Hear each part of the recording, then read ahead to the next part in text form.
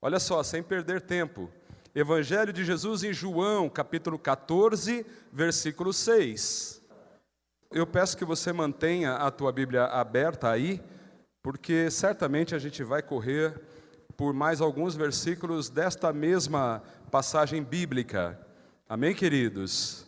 Por ora, Evangelho de Jesus em João, capítulo 14, o versículo 6 diz assim: Disse-lhe Jesus: Eu sou o caminho e a verdade e a vida. Ninguém vem ao Pai senão por mim. Quem crê que esta é palavra do Senhor para a nossa vida, faz o sinal com a mão. Quem fez um sinal, pode expressar esta fé aplaudindo esta palavra. Glorifique também ao Senhor, com glórias e aleluias ao Deus Pai, Filho e Espírito Santo, o único Deus. Ele é digno de receber toda a honra e todo louvor. Agradecemos, Senhor, por essas palavras. Os amados podem se assentar. Glórias a Deus.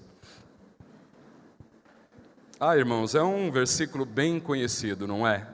Eu tenho certeza que todos que estão aqui, já pelo menos por uma vez, ouviu esse versículo.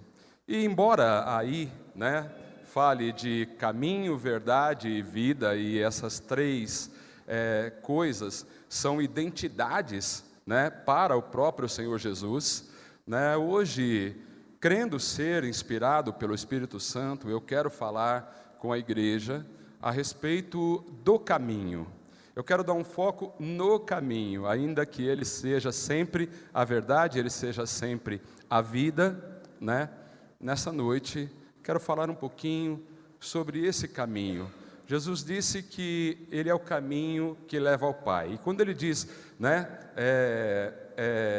ninguém vem ao Pai senão por mim, Ele está também dizendo que Ele é o único caminho que leva ao Pai. Amados, se você, com tudo aquilo que você já recebeu do Senhor, seja através das palavras que você aprendeu, seja pelas experiências espirituais que você já teve, seja por testemunhos que você ouviu, se por todas essas coisas, ou quem sabe mais algumas, você está decidido a ir ao Pai, então presta bem atenção. São muitas as nossas necessidades e também são muitos os nossos desejos. Mas se um destes é ir ao Pai, é saber que a tua vida ela está sendo desenvolvida para que um dia você vá morar com o Pai. Se esse é um objetivo teu, se de fato você quer isso, se você já entendeu que essa é uma verdade bíblica, um ensinamento do Senhor Jesus, aliás, é justamente sobre isso que nós estamos aqui, nessa noite, sobre esse versículo. Então preste atenção. O caminho é Jesus. Jesus, explicando isso para os seus discípulos, certamente estava trazendo também muitas dúvidas no coração deles. Dúvidas que também estão muitas vezes no nosso coração. Quando se fala em ir ao Pai, muitas coisas a gente ouve, como por exemplo assim, mas quando é que eu vou? Porque ninguém quer morrer, E muitos pensam que a única maneira de chegar ao Pai é morrendo. Posso dizer que a morte acelera o processo, ou não, Mas é um trecho que tem que ser passado. Mas nós precisamos entender, amado, que a Bíblia Sagrada, ela revela, ela explica essas coisas. Ela diz, por exemplo, com clareza, que isso vai acontecer no futuro. Ela fala que nós vamos morar com o Pai. Só para você entender que isso não é figurativo, só para você entender que morar com o Pai é de fato um acontecimento literal. Eu te convido a voltar aí no mesmo capítulo 14, no versículo 1, quando Jesus diz assim: olha, não se turbe o vosso coração, credes em Deus, crede também em mim. Aí ele diz no versículo 2: na casa de meu Pai há muitas moradas, muitas casas para morar. Então ele diz, já há. E ele fala mais depois, ele diz, olha, se não houvessem estas casas lá, eu teria trazido para vocês uma palavra assim, que eu vou preparar este lugar. Então veja, está garantido pela palavra de Deus que existem moradas na casa do Pai. E se Jesus diz, ninguém vem ao Pai senão por mim, esta ida até uma dessas casas para morar com Ele é uma oferta que está sendo feita para cada um de nós aqui. Amém, queridos? Todos compreendem isso? Muito bem. Voltando para as dúvidas. Quando isso vai acontecer? Vejam, a Bíblia não dá uma data exata. É mais ou menos como a história do Minha Casa Minha Vida. Você faz uma inscrição. Depois você vai passar por alguns processos, algumas avaliações. Existem algumas condições. E um dia essa casa vai ser liberada para você. Aqui, quanto a esta ida para morar com Deus, é mais ou menos a mesma coisa. Nós fazemos uma inscrição. Existem algumas condições. A gente não sabe exatamente qual vai ser o dia. Mas a gente sabe que, com certeza, é no futuro. Futuro que pode ser até daqui a 1 minuto. Não sei. Porque se é para morar com Deus, se for daqui a 1 minuto também, glórias a Deus, aleluia. Mas é no futuro. Quando? O que a Bíblia explica sobre isso? Bem, ela explica que a gente nasceu de um homem, de uma mulher. Ela explica também que a gente tem uma nova vida. Ela explica que a gente vai passar um tempo da nossa vida aqui na terra, mas que esse tempo um dia vai acabar. Pode ser pela nossa morte, pode ser pela vinda, pela volta do Senhor Jesus. A Bíblia diz que um dia o Senhor vai voltar e vai arrebatar a sua igreja. Não vou entrar em questões escatológicas aqui, porque existem alguns estudiosos da palavra que diz que a igreja vai ser arrebatada antes da tribulação, outros creem que seja depois da tribulação. O que eu tenho para te dizer é o seguinte, viu? Não sei se é antes ou depois, mas eu sei que vai ser. Eu sei que a igreja será arrebatada. Então, quanto a essa dúvida, quando vai ser? Bem, será no futuro. Outra dúvida comum: todas as pessoas deste mundo vão morar com o Pai? Infelizmente, meus amados, eu digo infelizmente, não é porque eu gostaria que todos fossem, mas isso não é para todos. A Bíblia diz, e é o próprio Senhor Jesus quem diz, que haverá uma separação de bodes e ovelhas, que tem o joio e tem o trigo. Diz também que serão, no final dos tempos, separados os peixes bons para serem colocados, né, no devido lugar ali, no samurai, né? E outros que serão devolvidos para o mar. Nessa semana, não nesta, na outra, a gente recebeu a parábola da videira, não foi? E ela nos explicou claramente que Jesus é a videira, que estar ligado nele significa receber do lavrador, o Pai, um cuidado, uma limpeza que faz a gente produzir mais frutos. Mas explicou também que se não houver frutos, ele pode cortar. E se cortar, aqueles galhos da videira que secam com o passar do tempo, eles não servem para outra coisa a não ser servir de lenha para fazer uma fogueira, para alimentar um fogão lá, um fogo. Amém, queridos? Então, todos irão? Não todos irão. Mas a gente sabe que esta palavra ela foi dada para discípulos do Senhor Jesus.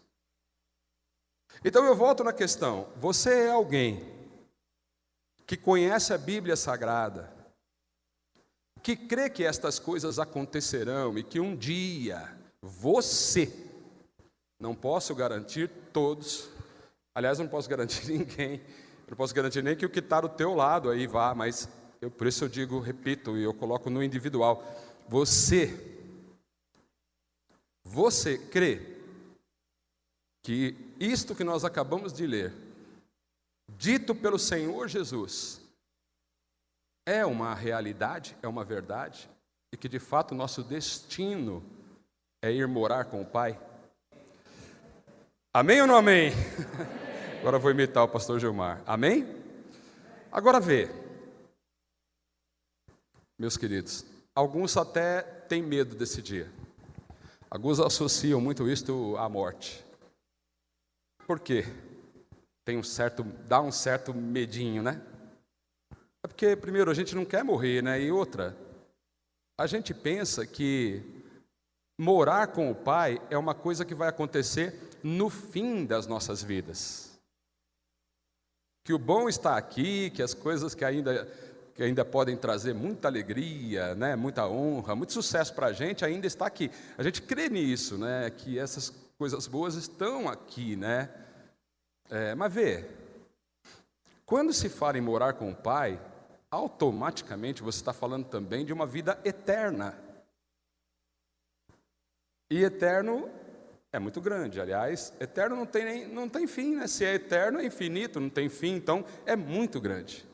Então no dia que eu, em nome de Jesus, pela misericórdia do Senhor sobre a minha vida, for morar com o Pai, deixa eu falar para você, aí que a minha vida está começando, amém? Porque é só um trechinho que eu passei aqui para toda uma vida, para uma eternidade num outro lugar. Amém, queridos? E aí vem algumas questões que a gente precisa tratar.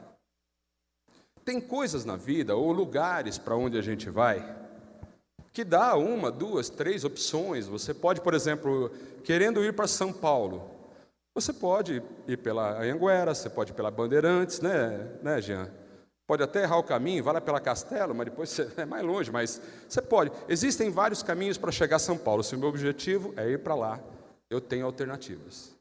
Mas se o meu objetivo é ir para o Pai, eu não tenho 2 alternativas. A única alternativa é Jesus. E quando ele diz, eu sou o caminho, o que é um caminho? Se você consultar um dicionário, ele vai dizer que é uma faixa, é um trecho, é um percurso que você faz que liga um lugar a outro.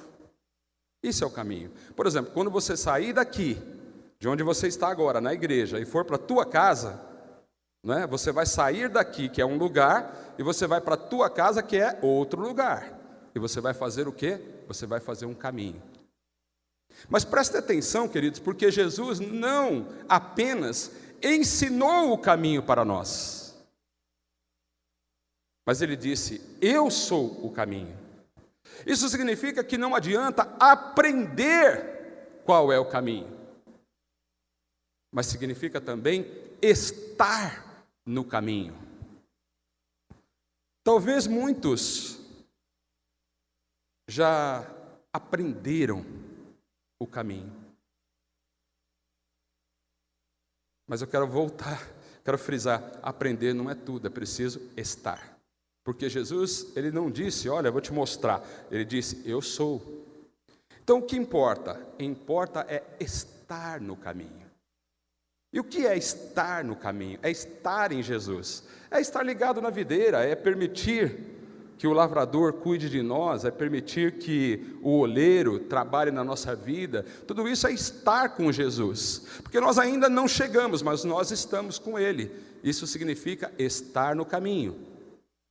Muitas coisas acontecem, muitos problemas surgem, são muitos os desafios no caminho. O que significa? Que mesmo estando com Jesus, eu vou passar por muitas situações difíceis. Ora, se Jesus está aqui reunido com os discípulos, e ele, antes de entrar nesta afirmativa clara, dizendo, eu sou o caminho, ninguém vem ao Pai senão por mim, ele disse também o quê? Nós já lemos: não se turbe o vosso coração. Queridos, Jesus disse isso à toa? Ele estava reunido com os 12. Talvez você não tivesse ainda parado para pensar nisso. Em que momento Jesus ensinou estas coisas? Sabe em que momento foi? Todos precisam saber. Foi na última Santa Ceia.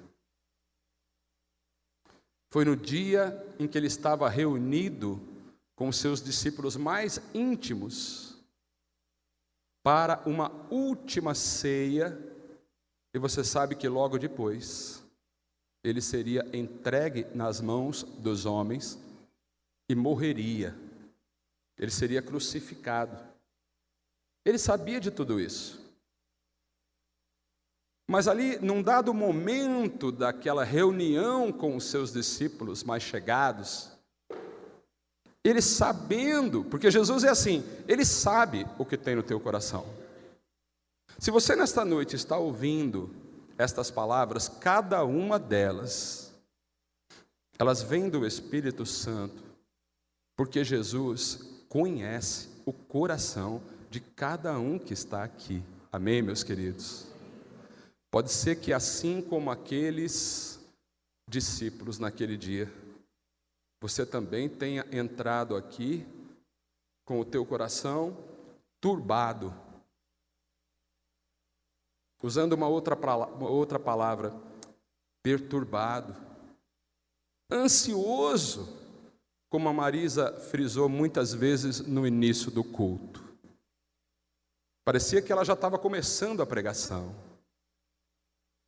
Ela muitas vezes disse isso, a respeito das nossas ansiedades, das nossas perturbações. Porque é assim, amados, você pode até estar no caminho, mas as coisas vão acontecendo, não vão? Muitos problemas podem te afetar, não podem? De uma hora para outra, tudo pode mudar, não é verdade? Tanto para melhor quanto para pior, mas essas coisas acontecem com todo mundo, e você sabe disso. Então pode ser que você realmente entrou aqui nesta noite com o teu coração confuso. Eu posso dizer que os discípulos naquele dia estavam sim com seus corações confusos.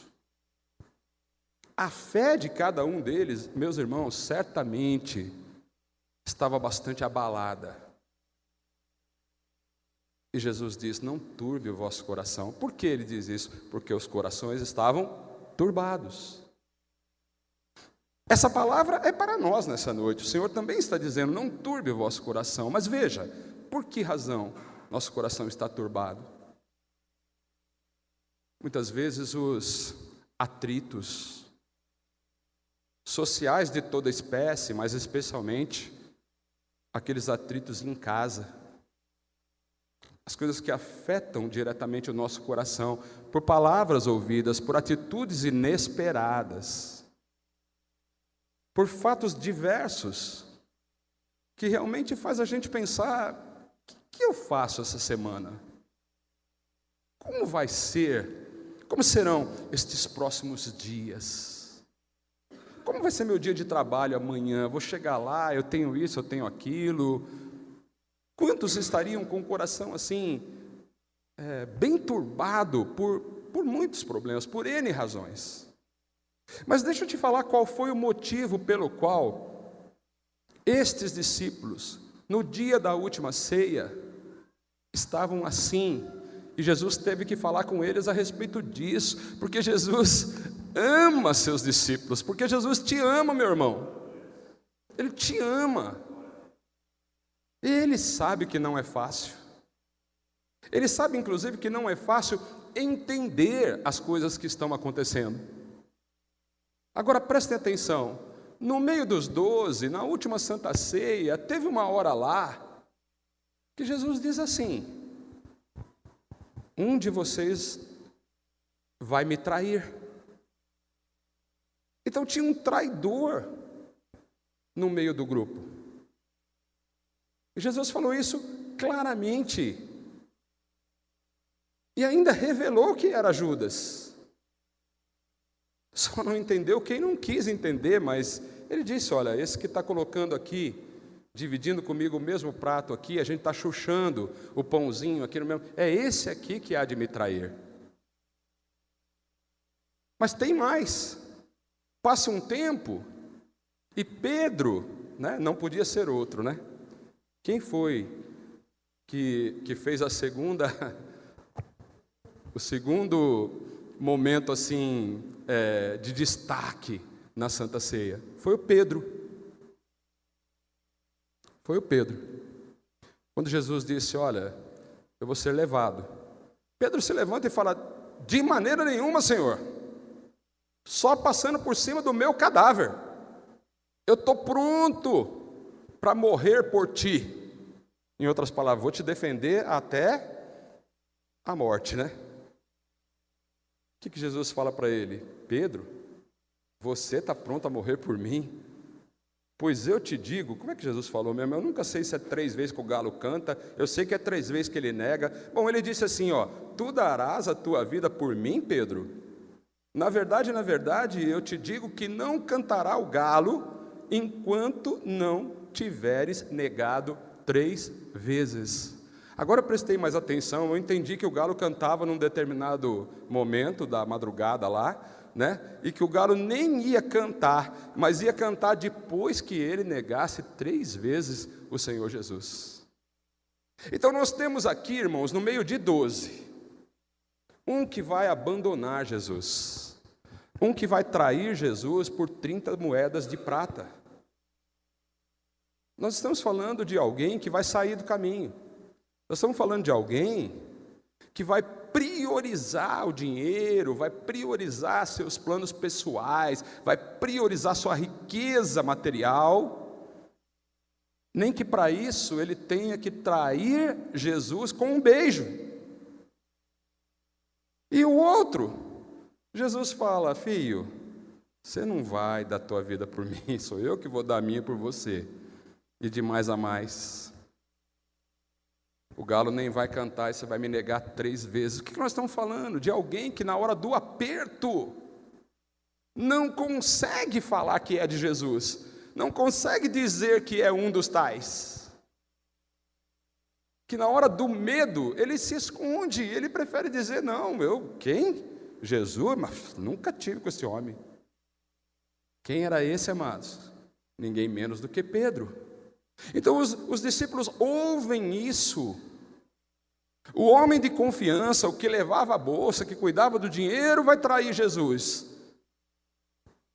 E aquele que normalmente era colocado entre os 3 primeiros, e aliás, foi para ele que Jesus disse: sobre você, Pedro, você é uma pedrinha, mas sobre a pedra grande eu edificarei a minha igreja. Foi para Pedro que Jesus deu esta afirmação sobre a fundação da igreja. Entendem isso, amados?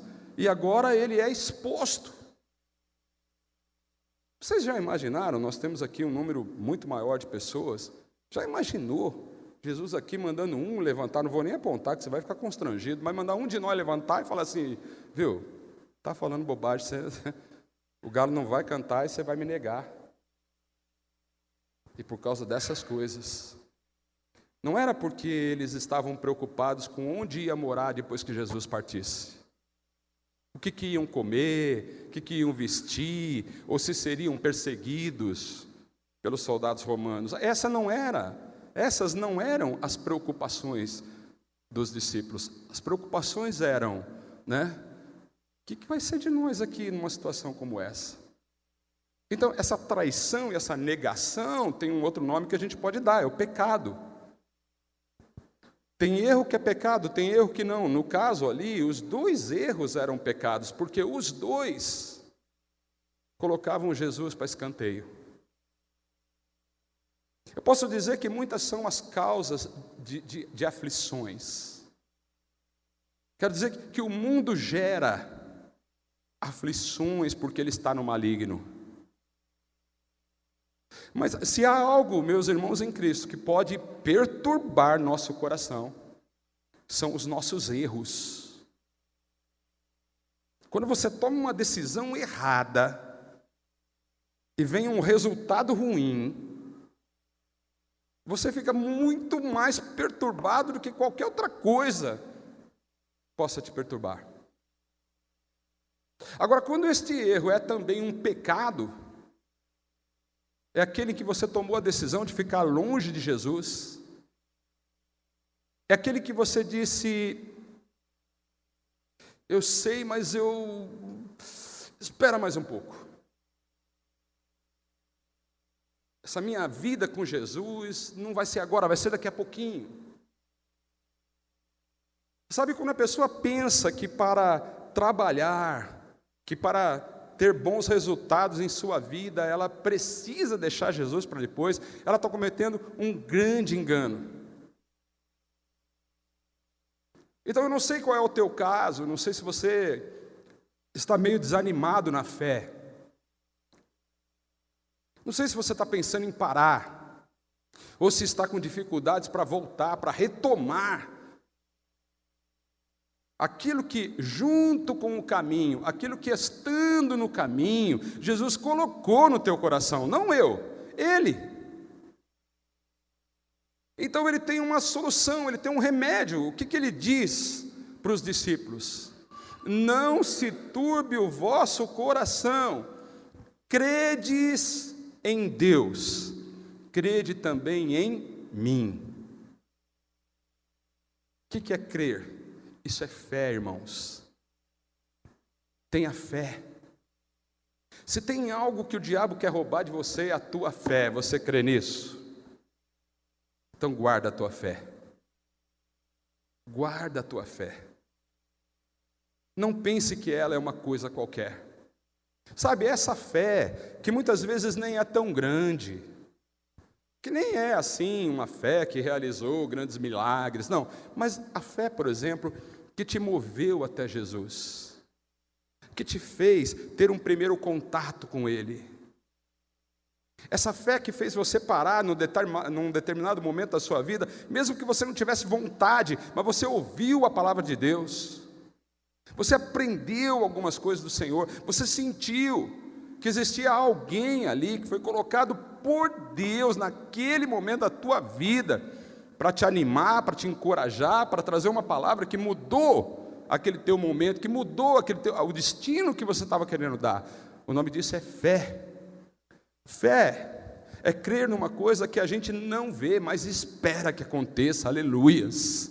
Você pode não estar vendo muita coisa na tua vida agora, mas se você crer, se você mantiver esta fé, é essa fé que vai trazer a força, é que vai trazer a existência aquilo que você espera do Senhor, por mais impossível que seja, por mais impossível que seja.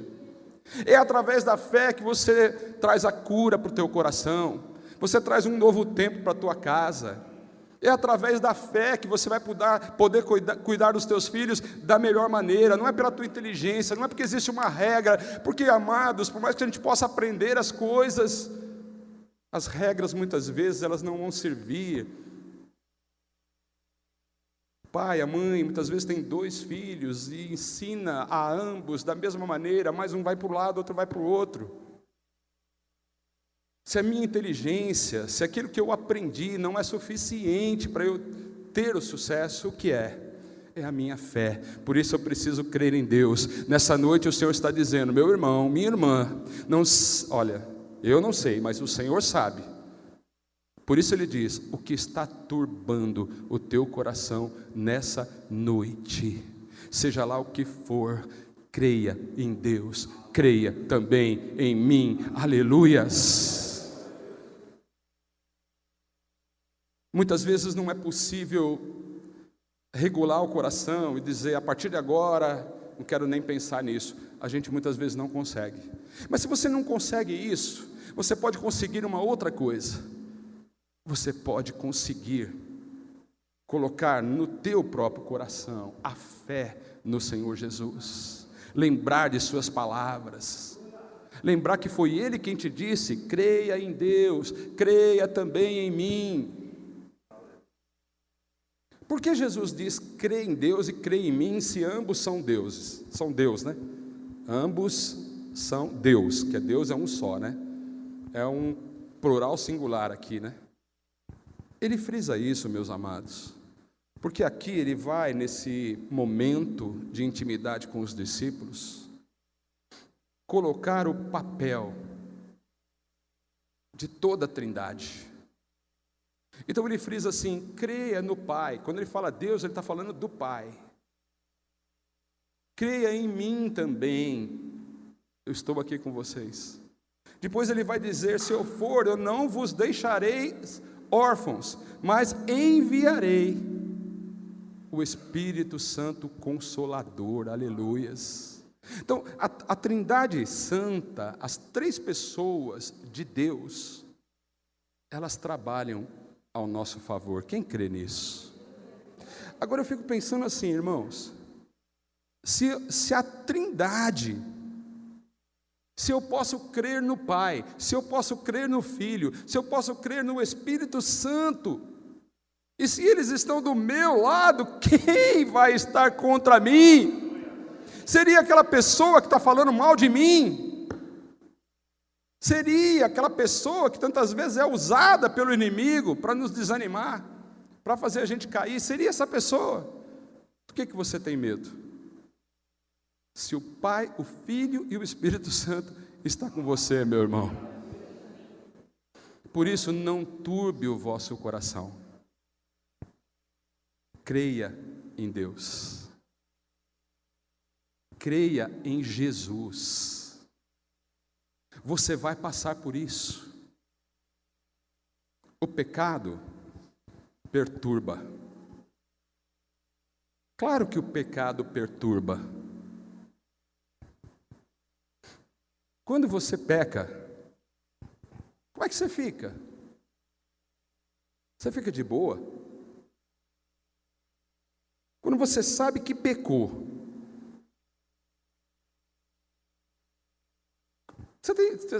como é que você fica, irmão? Porque se você fica de boa, tu não é crente não. Como diz o outro pastor aí que eu ouço. Quem é mesmo, meu Deus? André Valadão. Ele fala assim: você não é crente não, com aquele sotaque mineiro. Mas é isso. Se você peca e fica de boa, fica feliz, tu não é crente não. Agora, se você peca e fica triste, aí você é crente. E aí Jesus está falando para você: não turbe o vosso coração. Espera aí que eu estou cuidando disso. Amém? Qual é o bom da história aqui, amados? Que estar no caminho é estar com Jesus. E se há alguém que pode impedir esse relacionamento, esse alguém sou eu, ou você. Porque se depender de Jesus, olha o que ele diz aí, voltando, para a gente encerrar a palavra, né? Eu quero até fazer uma leitura completa, porque agora eu creio que essas palavras entrarão com mais facilidade no nosso coração.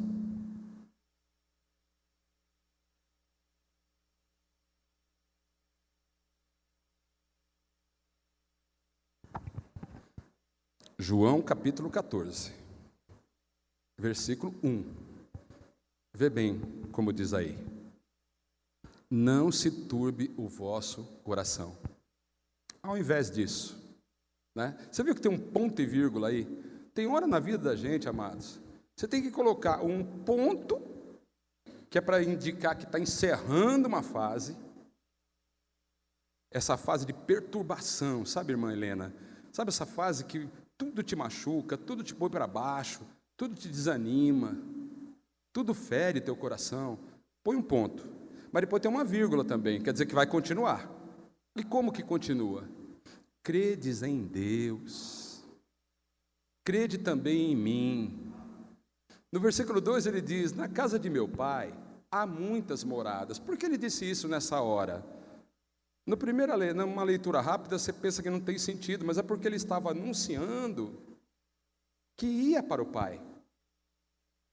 E no coração dos discípulos ali, eles estavam pensando, e agora? O Judas vai trair, o Pedro vai negar, Jesus vai morar com o pai, e eu? E nós? Então o Senhor fala, calma, porque na casa de meu pai há muitas moradas. Em outras palavras, um dia vocês vão morar comigo também. Em outras palavras, tem lugar para você, meu irmão. Na casa do pai tem lugar para você. Alguém já parou para pensar, mas onde é? Não é nesse mundo. A gente fala assim para simplificar tudo, é no céu, e é no céu. A casa do pai é no céu. E um dia a gente vai para lá, amados. E quando a gente chegar lá, é que vai começar. Porque aí tem o eterno todo pela frente. Estão entendendo isso? É coisa boa, hein? Glórias a Deus, olha lá. Se não fosse assim, eu não teria dito, não teria dito, pois vou preparar-vos lugar.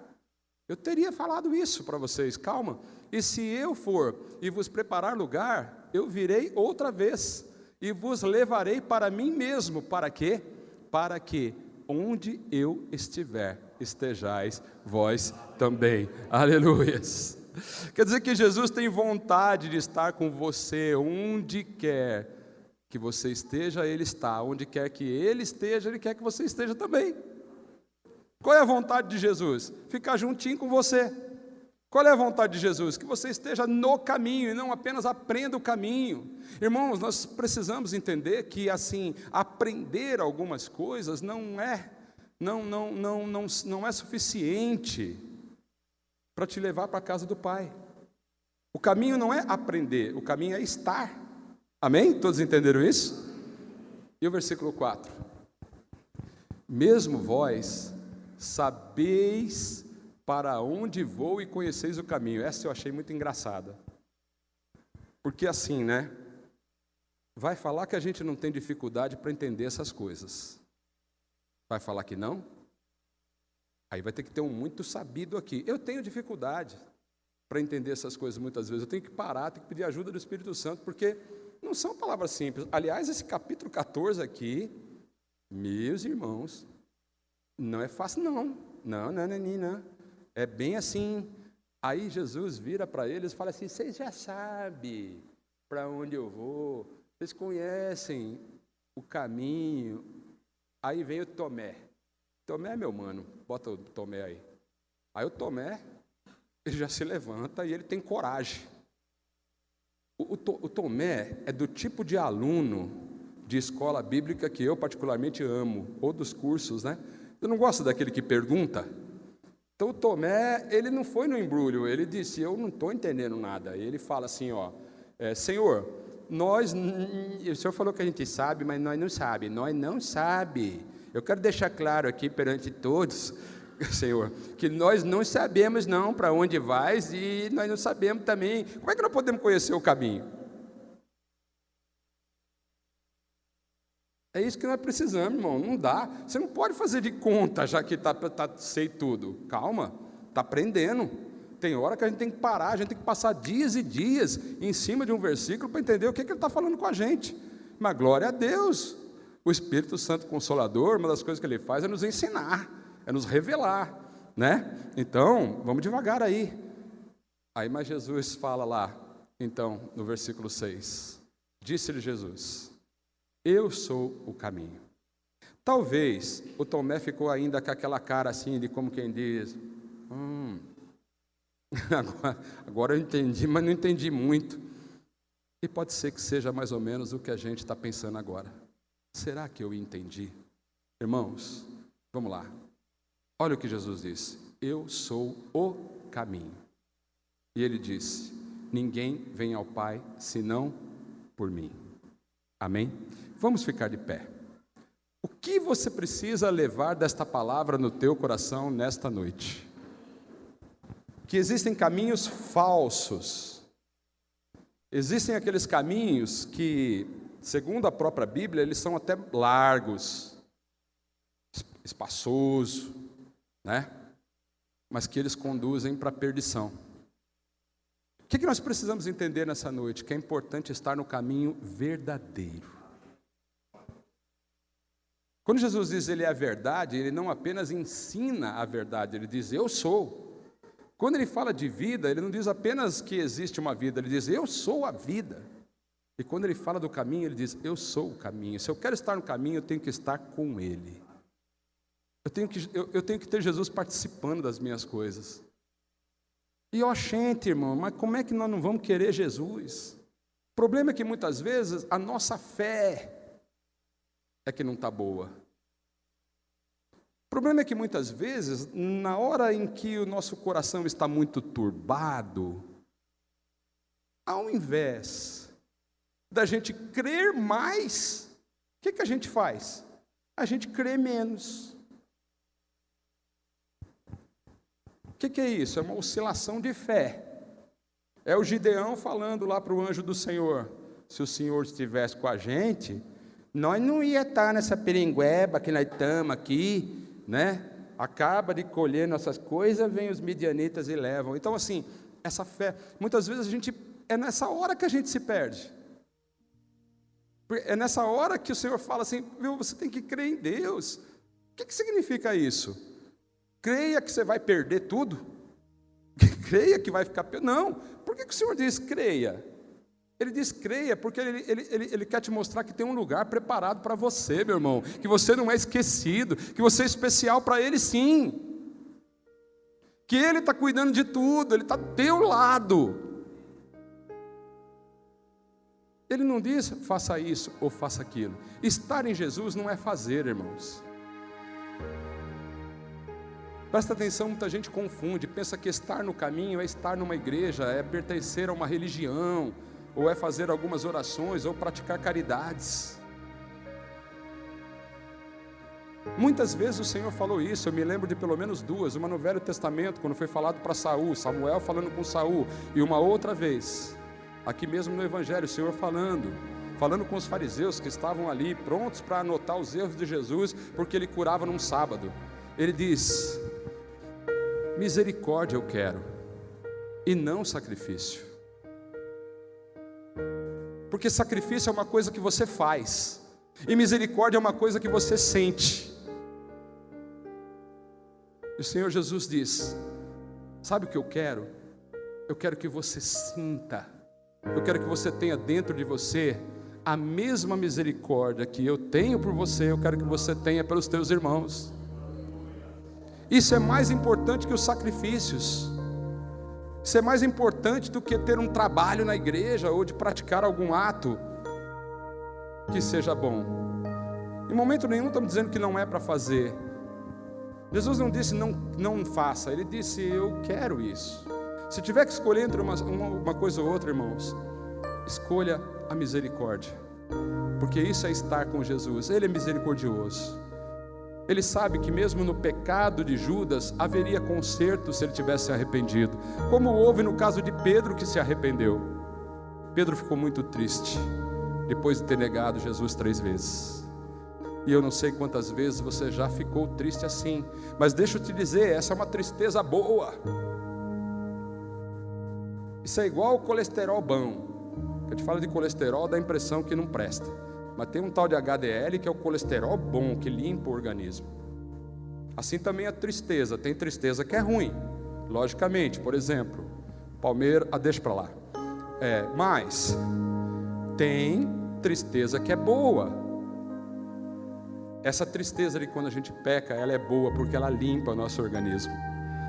que você vai para Jesus que está contigo ali e fala assim: ai, Senhor, sou digno de estar na tua presença.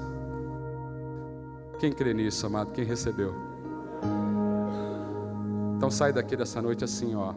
Não importa o que está acontecendo não, mas eu quero estar neste caminho. Vamos orar? Baixa tua cabeça, fecha teus olhos. Senhor Deus e Pai amado nosso, nós te agradecemos tanto, Senhor, por todas as palavras que o Senhor tem ministrado ao nosso coração desde o início do culto.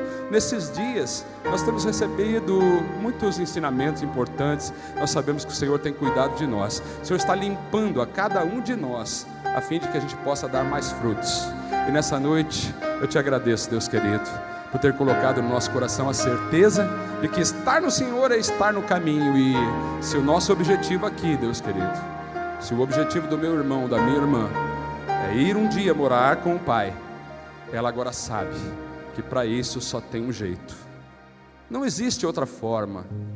Senhor, eu te agradeço porque o Senhor colocou no nosso coração este esclarecimento tão importante. Não tem outro jeito, não tem outra forma. Não existem entidades, não existem religiões. Existe sim um só que pode nos levar até o Pai, que é o Senhor Jesus Cristo.